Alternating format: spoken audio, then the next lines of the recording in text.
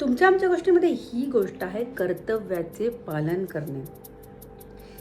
चीन या देशात अँगो नावाचा एक गाव होतं आणि त्या गावात एक शेतकरी राहत होता. त्याला शेती खूप प्रिय होती. तो सतत शेतीतच राहायचा आणि काही ना काही उगवायचा प्रयत्न करायचा. एके दिवशी त्या अँगो नावाच्या गावाचा सम्राट तिथून चालला होता आणि हा शेतकरी म्हातारा तिथं झाडं लावत होता. तो सम्राट त्या शेतकरी म्हाताऱ्याजवळ येतो आणि हसतो. अरे काय रे, कशाला ती झाडं लावतोय? तुला काय त्याचे फळं चाखायला थोडी मिळणार आहे? तू कशाला लावतो ते?